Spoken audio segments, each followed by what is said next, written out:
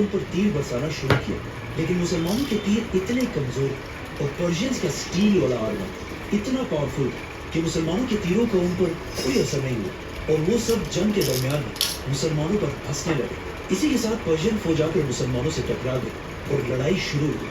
लेकिन जब पर्शियन फौज के 33 हाथी मुसलमानों की फौज के सामने आए तो मुसलमानों के सारे अरब घोड़े, जिन्होंने इससे पहले इतने बड़े बीस्ट कभी नहीं देखे, घबरा गए और जंग छोड़कर पीछे भागने लगे। तो अब मजबूरन मुसलमानों की पैदल फौज आगे हुई, लेकिन अगेन पर्शियन हाथियों से लड़ना इम्पॉसिबल था। तो मुसलमानों की फौज आहिस्ता आहिस्ता पीछे हटने लगी। ये देखकर जनरल साद बिन अबी वक्कास ने पीछे किले से मुसलमानों की तरफ एक बहुत ही कि ये लोग बनु तमीम दज्जाल के मुकाबले में भी सबसे मजबूती से खड़े होंगे। आज भी ये बनु तमीम कबीला पूरे दुनिया में फैला हुआ है, बल्कि इनकी एक पावरफुल अरब मुल्क में तो हुकूमत भी है। गैस कौन से मुल्क? बनु तमीम ने आगे बढ़कर पर्शियन हाथियों का बहुत सख्त मुकाबला किया और आखिर पर्शियन हाथियों को इतना जख्मी किया कि वो जंग छोड़कर पीछे भाग गए और इन हाथियों के साथ पर्शियंस की पूरी फौज जंग से पीछे हटने लगी और इस बार मुसलमानों ने उन पर हमला कर दिया। अब गेम बिल्कुल पलट चुकी, क्योंकि मुसलमान इतने जोश में थे कि उन्होंने 1.5 लाख की पर्शियन फौज को दरिया की तरफ धकेलना शुरू किया और ऐसा लग रहा था कि बस कुछ ही देर में मुसलमान ये जंग जीत जाए। लेकिन जब पर्शियन फौज पीछे भाग रही, उसी टाइम पर्शियन जनरल रुस्तम ने अपनी तलवार निकाली और अपने तख्त से नीचे आकर खुद मुसलमानों के खिलाफ लड़ने लगा।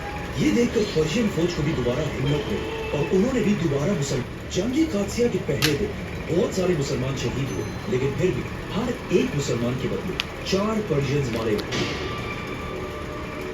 इस अजीम जंग के दूसरे दिन मुसलमानों और पर्शियंस दोनों की फौज बिल्कुल जंग के लिए रेडी खड़ी, लेकिन अचानक दोनों फौजों ने देखा कि दूर से कोई आवाजें आ रही और हवा में हर तरफ डस्ट फैली हुई है।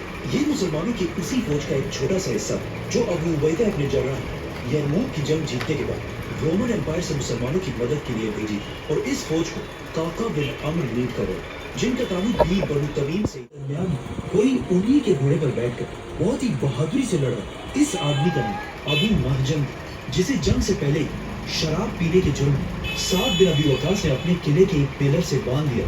लेकिन जैसे ही जंग शुरू हुई, अबू महजन ने साद बिन अबी वक्कास की बीवी से कहा कि मैं जंगी कादसिया में जिहाद के लिए बहुत दूर से आया हूँ, तो प्लीज आप मुझे खोल दो ताकि मैं इस जंग में लड़ सकूं। अगर मैं इस जंग में शहीद हो गया तो, लेकिन अगर मैं जिंदा रहा तो मैं याद रखना कि जंग में बहुत ही बहादुरी से लड़ूंगा और चाहे जो भी हो जाए जंग छोड़कर पीछे नहीं भागूंगा। जैसे ही उसके बेटे उसे छोड़कर जंग की तरफ गए तो माँ होती है।